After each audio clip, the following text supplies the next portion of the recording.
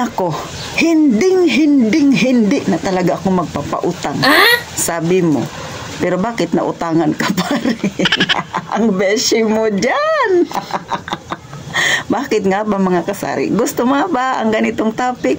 Well, wag ka nang mahiya. Mag-subscribe ka na kaya titintin. Pindutin mo ang like button na yan dahil magka-relate ka dito.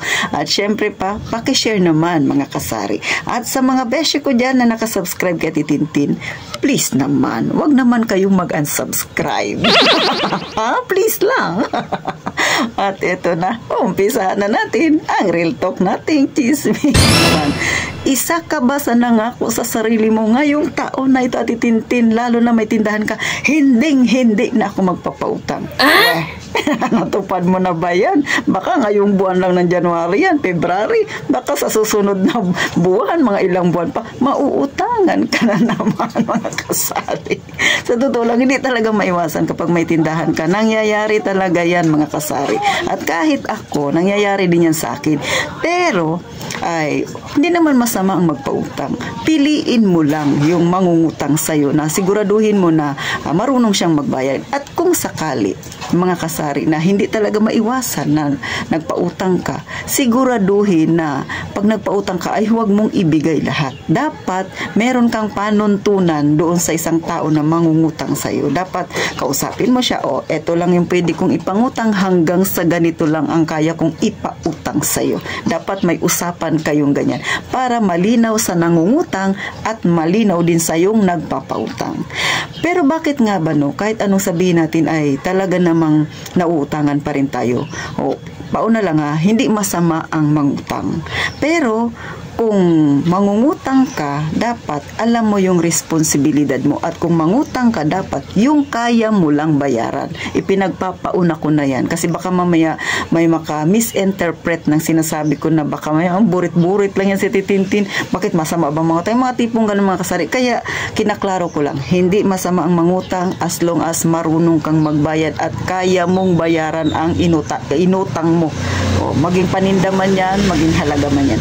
Pero sa ating mga may tindahan, minsan sinasabi natin na hindi na tayo nagpapautang, pero bakit nauutangan pa rin? Kahit hindi tindahan, kahit na yung simpleng pera lang ang hiramin, sinabi mo na sa sarili mo na ayaw mo na talagang magpautang, pero nauutakan ka pa rin. Kasi nga, itong mga mangungutang na itong mga kasari, ito yung mga tipo ng pag nagkukwento sa'yo, sila yung tipong aping-api. Feeling victim sila. Yung tipong gagawa ng kwento, gagawa ng issue, sila yung kawawa, sila yung bida. At ang kontrabida ay ito yung isang tao na to. Pero malaman-laman mo, kabaliktaran pala. Kaya pala siya hinahanap ng isa at binubunga nga anong inutangan niya. Kasi pinagbigyan na siya pero ganun pa rin, hindi pa rin nagbabayad. Pero itong nangungutang na to, ang pinapalabas niya ay nagbabayad naman ako. Wala lang talagang, hindi ko lang na mabuo pero sinasabihan niya pa rin ako na masasakit ng salita. May mga ganyang tao mga kasari at syempre, na-encounter na yan ni Ate Tintin. Gaya ng sabi ko sa inyo mga kasari, si mother ko ay dati nagpautang ng pera. So, maraming pumupunta dito sa aming bahay. Then may isang tao dyan na laging nagkukwento. Sabi niya, ako Rem, sabi niya, marunong ako magbayad. Tapos inuunti-unti ko talaga kinakausap ko. Pero itong isang inutangan ko, kasyo ganyan, sinasalita niya ako ng masakit. Pero nung malaman ni mother ang dahilan, at syempre na-experience ni mother dahil pinautang niya. At eto na nga, lumabas na ang tunay na ugali. Iba pala. Kaya pala siya, pinagsasabihan ng isa na inutangan niya kasi makunat pa siya sa goma. Kung hindi mo singilin, hindi magbayad. At kahit singilin mo, una-unahan ka lang niya. Ang utang niya ay nasa 20,000. Ang iuuna niya sa iyo ay 500 lang. Matutuwa ka ba kung ikaw ang inutangan? Tapos malaman-laman mo kung ano-anong pinambibili niya. Sa harapan mo dadaan siya, marami siyang bit-bit. Sa tingin mo, matutuwa ka kung sa'yo nangyari yan mga kasari, di ba? Hindi. Kaya sabi ko, kung bakit minsan, kahit sinabi mo na sa sarili mo na ayaw mong magpautang, pero nautangan ka pa rin. Kasi nga, itong mga tao na to, magaling magdrama, pa-feeling victim sila.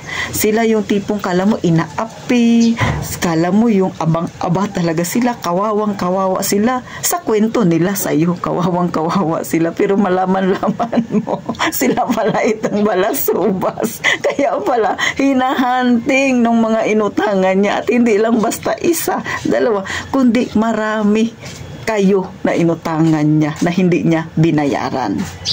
Kaya sa mga beshi ko dyan na nautangan din, kahit na nasabi niya na sa sarili niya na hindi talaga ako magpapautang at nautangan kayo, better luck next time mga sisi.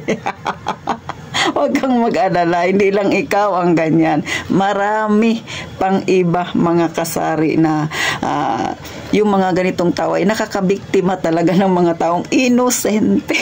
Yung mga taong nagsisikap, naghihirap para magkapera, para makaipon. Tapos lalapitan ka nito mga taong mga palautang na ito na hindi marunong magbayad. Tapos magkukwento na feeling victim, kawawang-kawawa siya, na inaapi siya. O, di ba? May mga ganyang kwento. At para hindi yan mangyari sa'yo, kapag may lumapit sa'yo at nararamdaman mo na nagkukwento na siya na tipong kawawang-kawawa na siya, abay putulin mo na ang pakikipag-usap sa kanya.